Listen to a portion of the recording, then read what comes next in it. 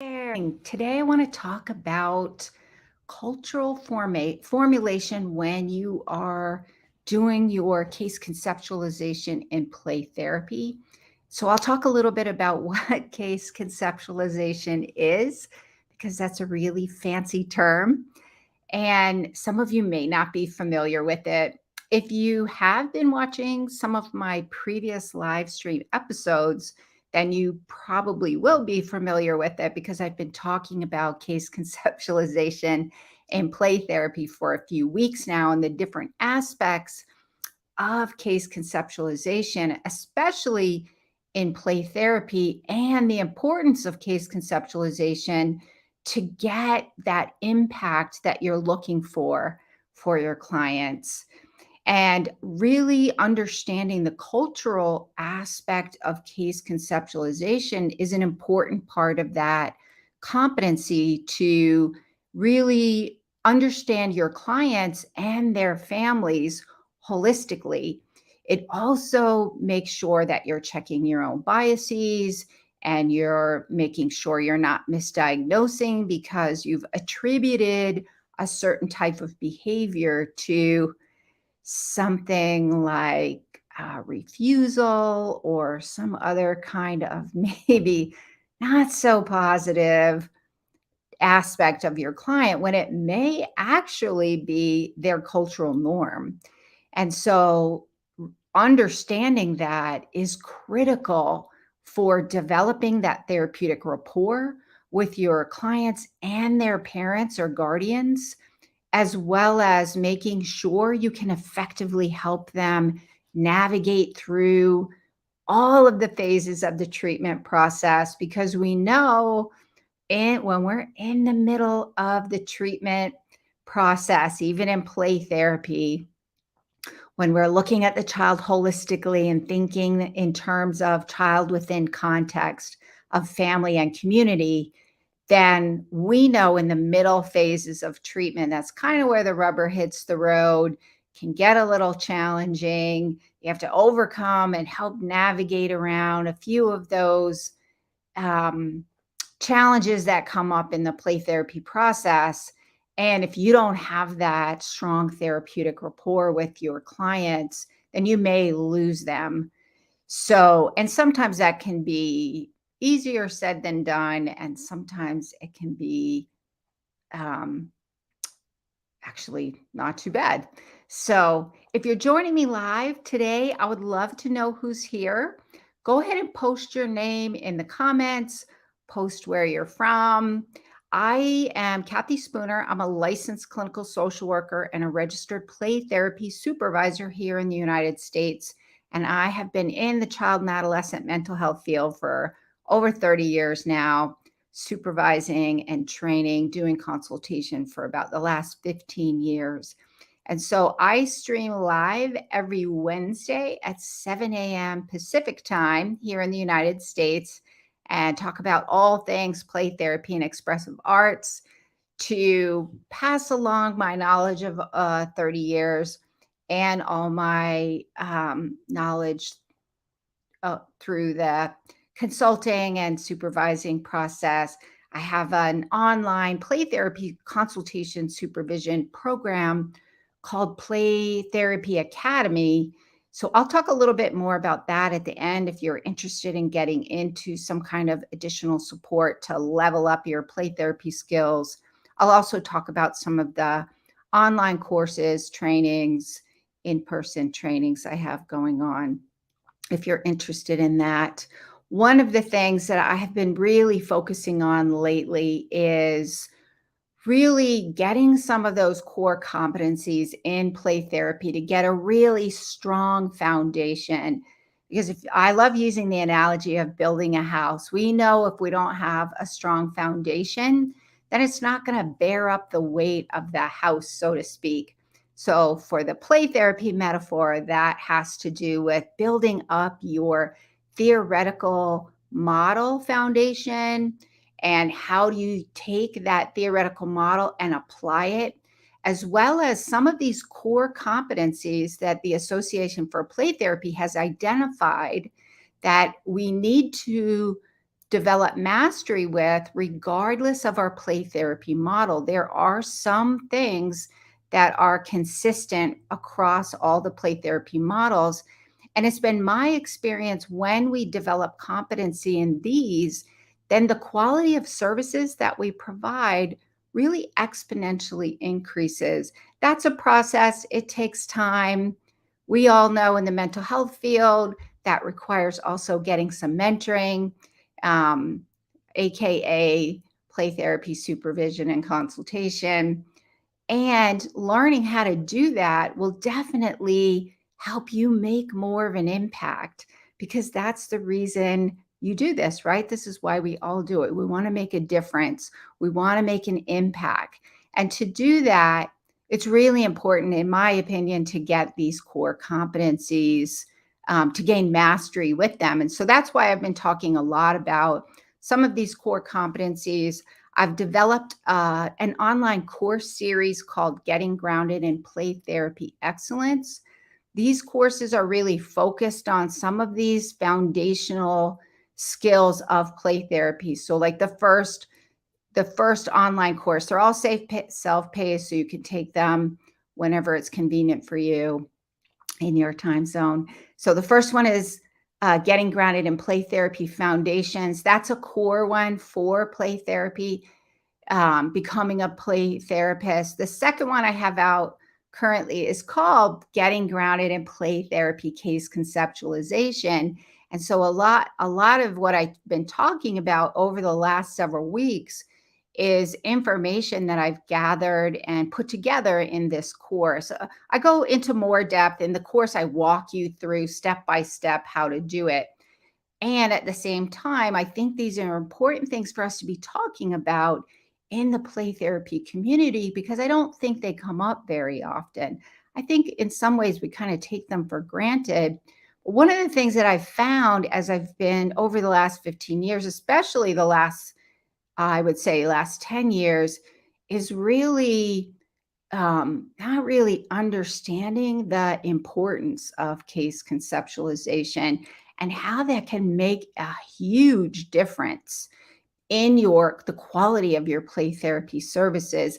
And so if we're talking about play therapy case conceptualization, one of the things that we need to make sure to also talk about is what is cultural formulation within the larger case conceptualization framework. So there's a few people that are kind of checking in. I wanted to say hi. There's a few people on Instagram. So I live stream every week into Instagram.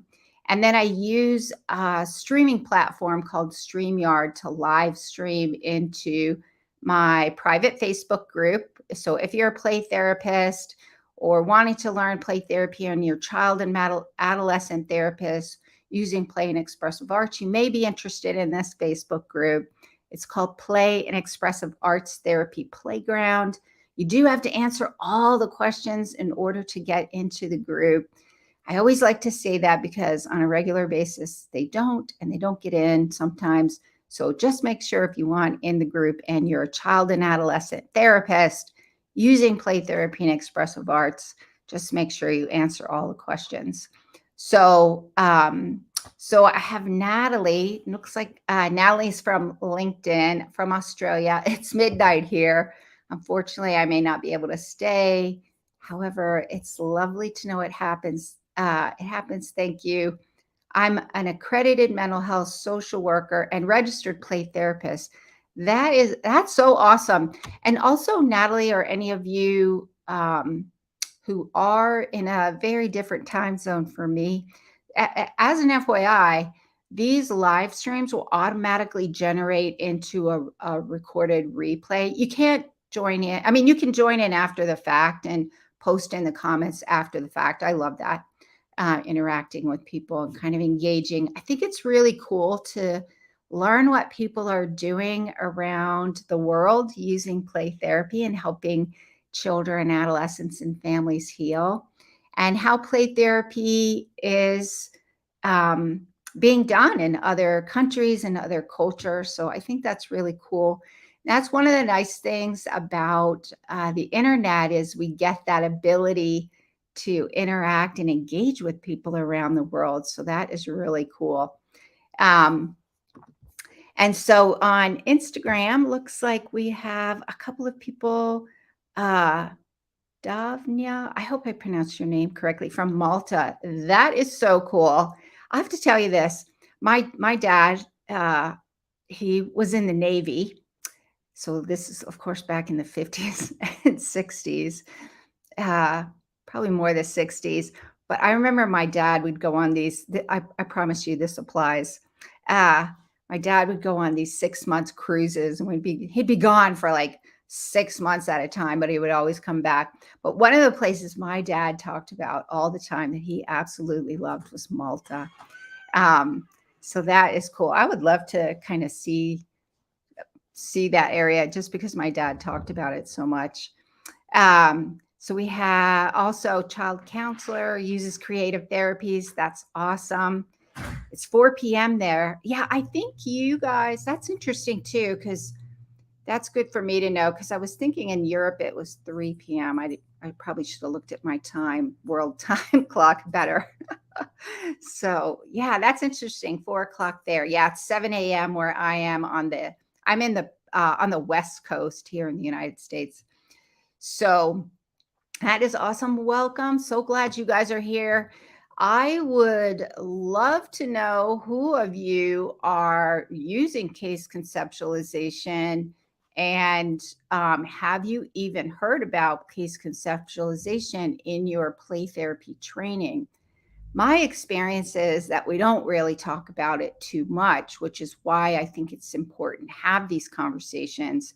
Because when I do supervision, and we do this in my Play Therapy Academy, which is my online group, we'll do the case conceptualization process. And the difference that makes in helping you not feel lost and overwhelmed is huge. What I found is when play therapists or child and adolescent therapists are not necessarily taking the time in the beginning, then they oftentimes get lost and feel overwhelmed, and then their imposter syndrome kicks in, and then they're feeling like they don't know what they're doing, and it feels awful. And so there's a Facebook user says, using case conceptualization in my practicum class right now. That is awesome. And I'm assuming that's probably not a play therapy class, but probably more case conceptualization in general, which is excellent. And I think probably one of the things that you'll have to do then is make sure with your play therapy theoretical model, how are you going to use that model to do the case conceptualization?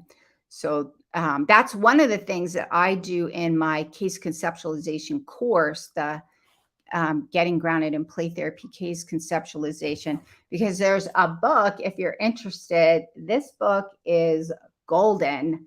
It's by Len Sperry and John Sperry, Case Conceptualization, Mastering This Competency with Ease and Confidence, second edition.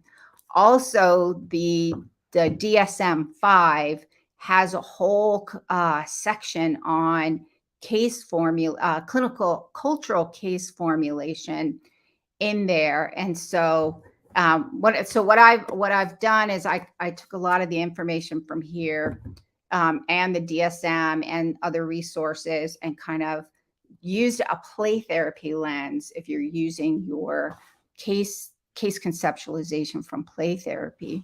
So today what I want to do is talk about that. What's the cultural formulation component of case conceptualization? So first and foremost, I'll just kind of briefly review case conceptualization. If you're interested in learning more or hearing more about what I've talked about, feel free to hop over to, if you're in my Facebook group, all of the live replays are pinned in the featured section. If you're in LinkedIn and probably even Instagram, maybe it's probably better to hop over to my YouTube channel.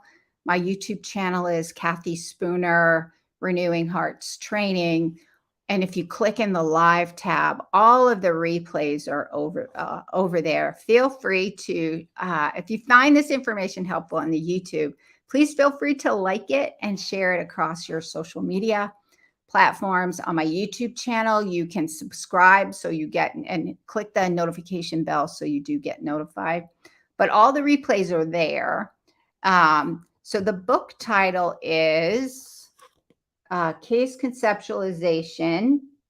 It's by Len Sperry and John Sperry. I'll hold it up so maybe you can see it a little bit in the camera there. Case Conceptualization, Mastering This Competency with Ease and Confidence, second edition.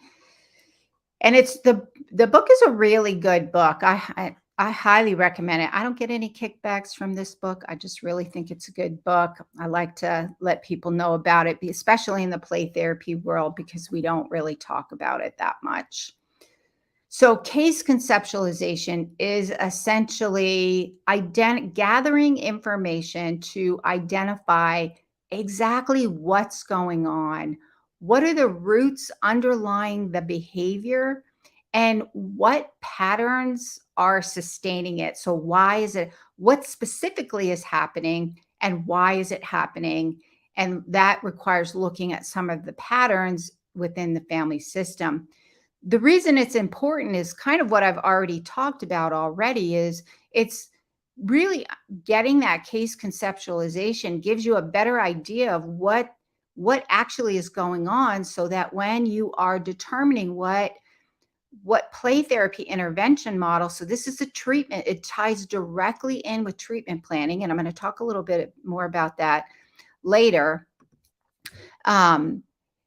Because if you don't really target the right area, then you could be going in the wrong direction, which is possibly probably what explains why you're feeling lost and overwhelmed, because you don't know exactly what's going on. You don't know why you're using the interventions that you're using or how they're supposed to be helping. So if you take that time at the beginning, at the very beginning, then it's going to help you later on. And we're always in assessment model from start to finish, all the way through. We use our clinical decision making. We kind of use our assessment throughout the change process. And I always say, like, the first 90 days are really taking what we've gathered initially with parents, and depending on the age of the child, through that psychosocial assessment, that biopsychosocial, cultural, spiritual assessment, and formulating our treatment plan and our diagnosis to kind of give us an idea, okay, here's where I want to start. And then we typically take that first 90 days or so to get a better sense and kind of hone in on that a little more closely to figure out and get a sense of what's going on, build that therapeutic rapport. And so here's where I'm going to have a different opinion of some of the industry norms in the play therapy community. And how do I know this? So as I'm developing these courses, and my next one, the next course coming up in this Getting Grounded in Play Therapy Excellence series, is Getting Grounded in Play Therapy Treatment Planning. What is treatment planning? And I also in this course kind of break it down to the mechanics of, like, how do you write a play therapy goal that lines up with your play therapy model? How do you write those dang objectives? What's the difference between interventions and objectives? And how do I write this dang thing? And why is it not, so it's not just a paperwork process to meet the documentation gods and the insurance gods, but really make it useful. So as I've been going through and doing some more research for this, in addition to what I've done for the previous courses, one of the things that I've noticed over and over is some of the leaders in the field will say things like, oh, you don't really need to do the assessment, or we don't really do treatment plan. It's kind of more of an intuitive process. And I don't disagree that it's an intuitive process. I do believe it's an intuitive process where Where I do disagree is the fact that we don't need to do that assessment at the beginning. Because what I found is play therapists get lost. You get lost in the, especially in the beginning when you're learning it. I can't tell you how many times I've talked with play therapists who are learning and they're lost and they don't know what's going on and they feel like a big fraud and they feel horrible and it's overwhelming and they start thinking, well, maybe I'm just not cut out for this. Maybe I just wasted all my money getting a master's degree because I'm horrible at this. When in fact, it's not that at all most of the time. Most of the time is they just haven't gotten a good grounding and learned how to do case conceptualization that will inform their treatment planning, that's culturally informed to meet the specific needs of each client. And that's what really helps to make an impact. We do need therapeutic rapport. It is an intuitive process. Absolutely. It's all of those things.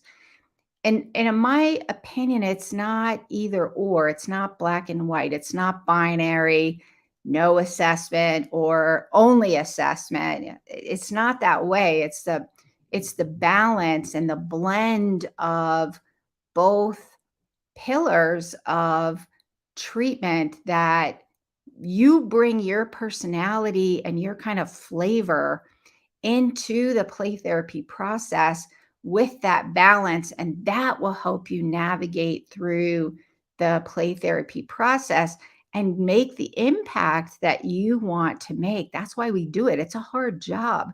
When we can struggle and work through and kind of sometimes through the process, and you see your clients making that breakthrough and getting to that next phase and getting that aha moment. And you're like, yes, this is why I do this. This is why I keep going. So, in order to do that, we need these foundational basics, and case conceptualization is one of those. So, oops, I forgot to use my little banners here on StreamYard. I can create these little banners. They don't show up on Instagram. So that's case conceptualization. The next part of this, what I want to talk about, is mostly the focus for today's live stream episode, which is cultural formulation. What is cultural formulation, and how in play therapy, and how does that fit into the overall case conceptualization?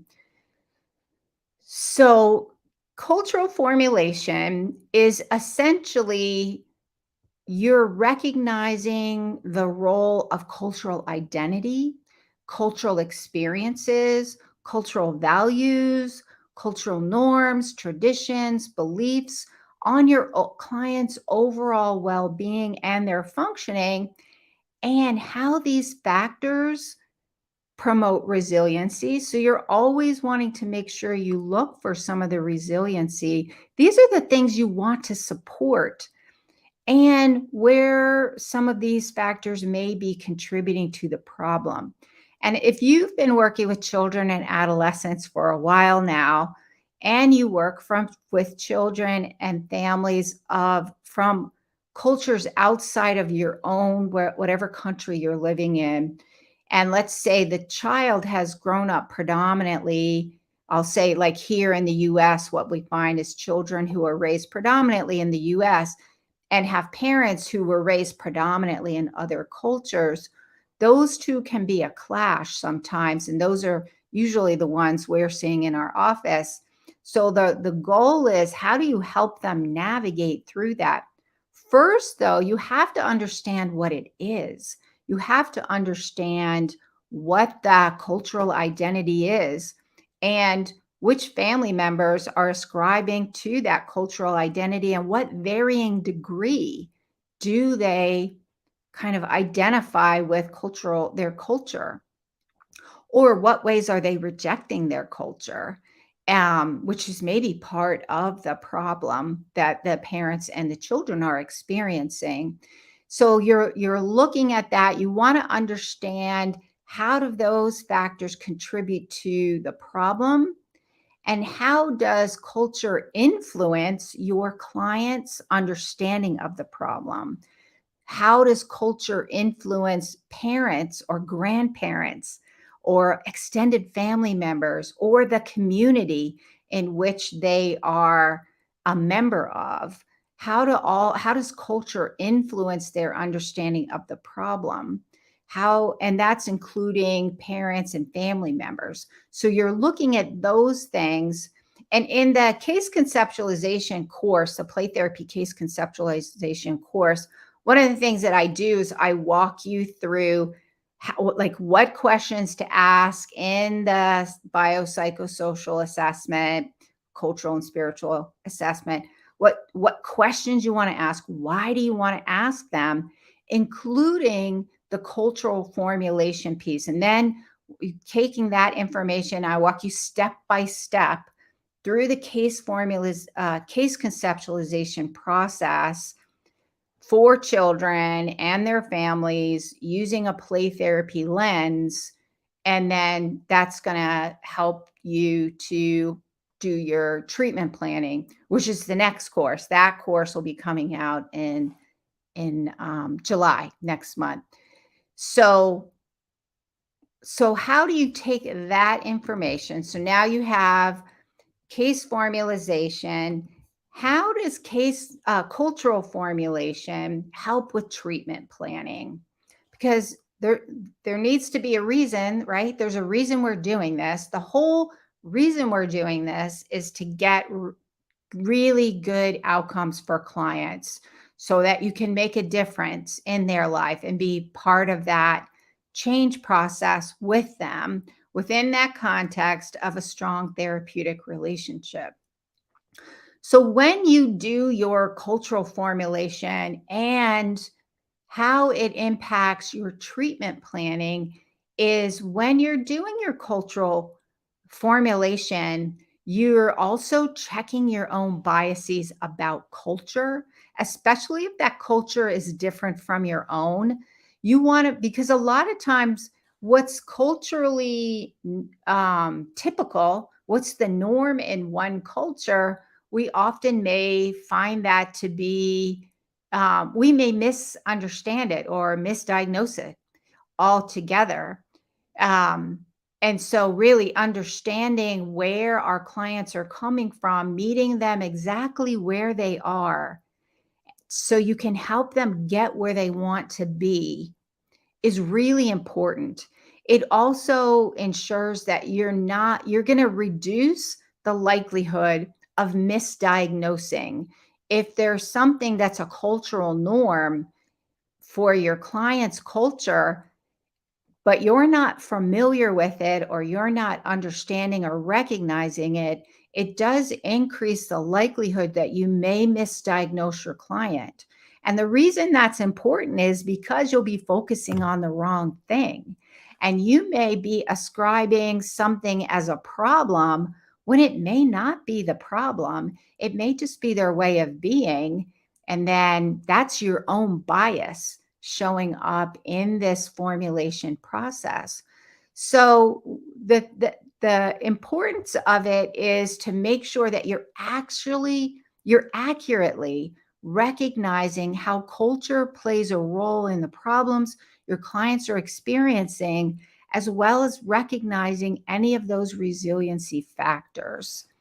And when you're recognizing culture and cultural norms and respecting those, that's also going to increase your ability to establish a strong therapeutic rapport, really respecting and validating parents' concerns about culture, as well as the children's experience of their culture and their family, and really helping parents and children come together around areas that may be creating some conflict and some disconnect, rupture in their relationship, but also being respectful of culture. And we had this one family we were working with, and it was around eating, and it was a family from another culture.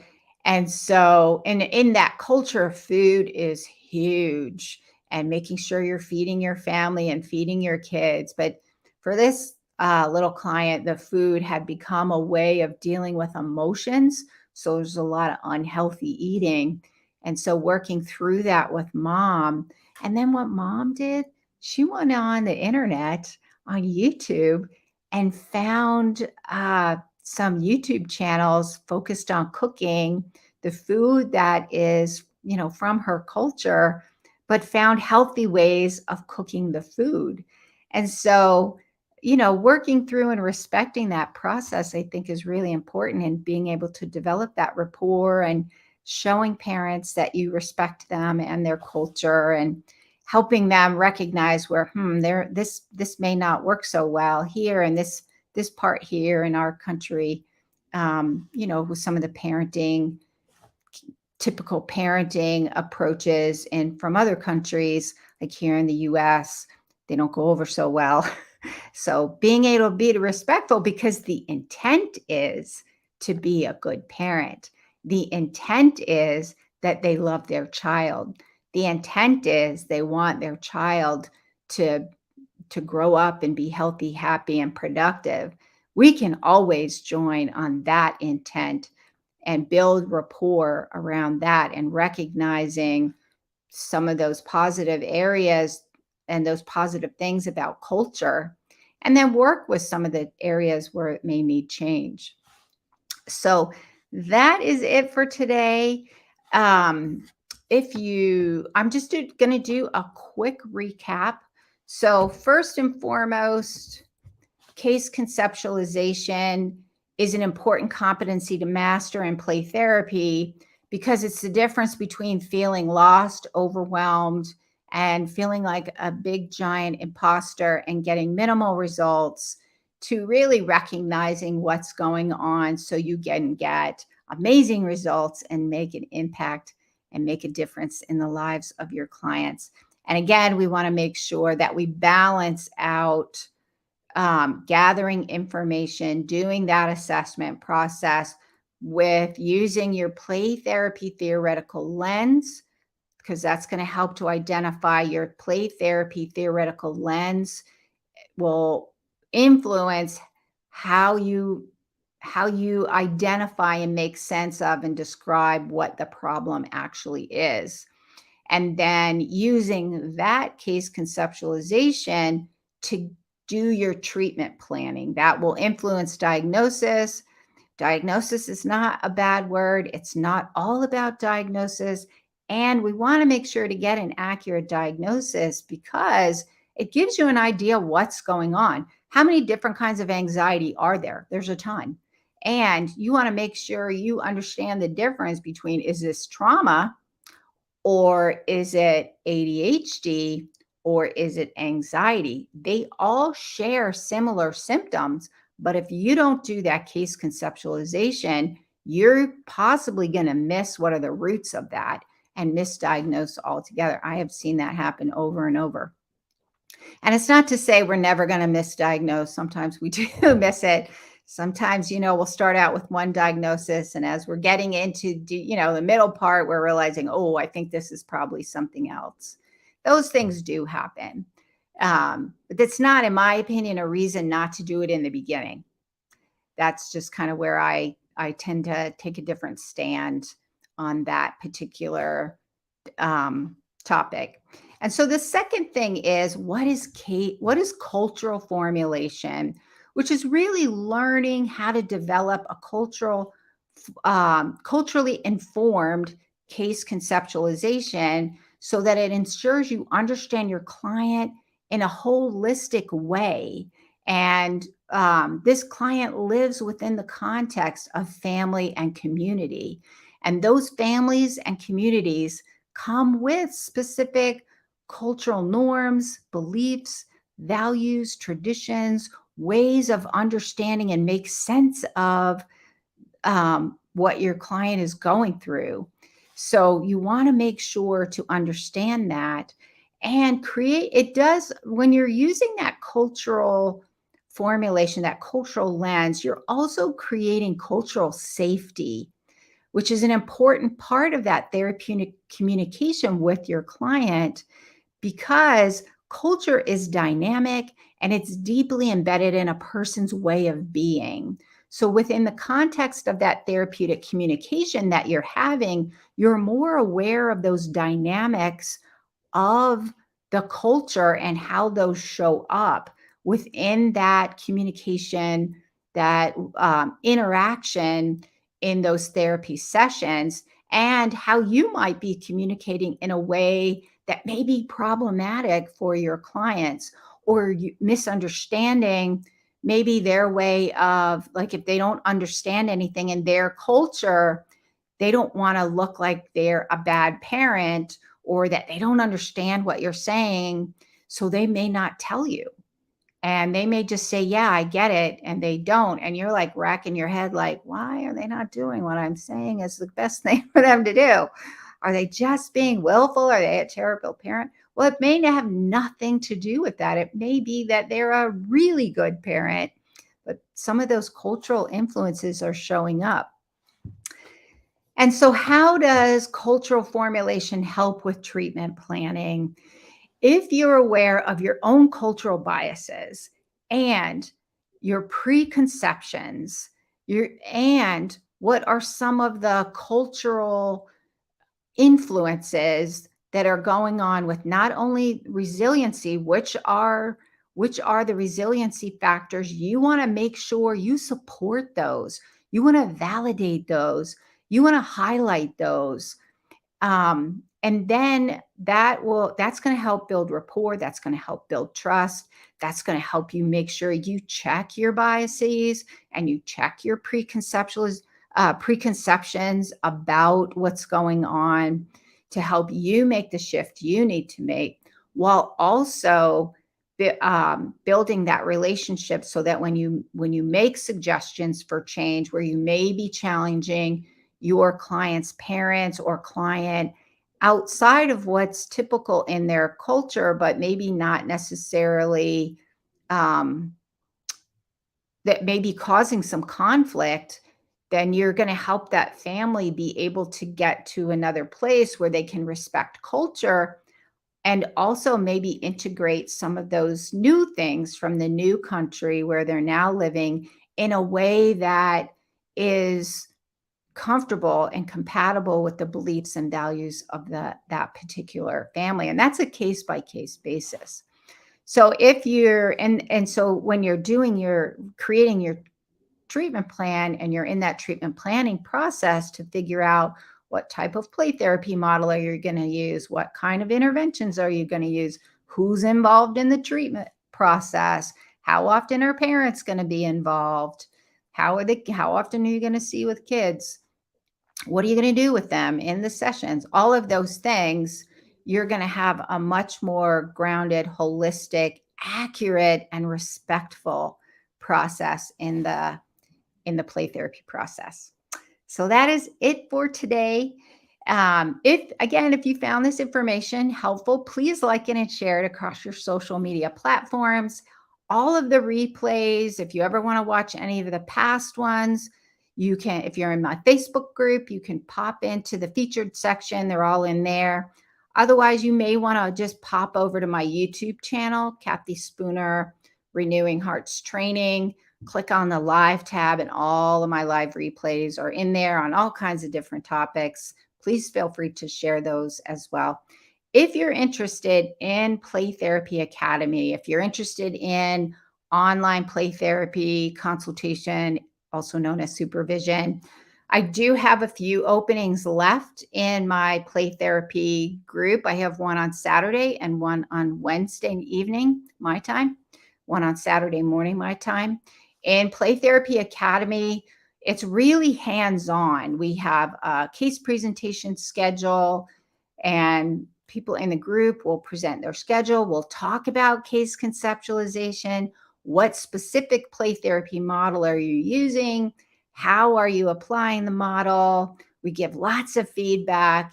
There's some amazing people in our group, and they always add resources and information. So you not only get my 30 years of experience in child and adolescent therapy, you also get the collective wisdom and brilliance of the group. That's what I say.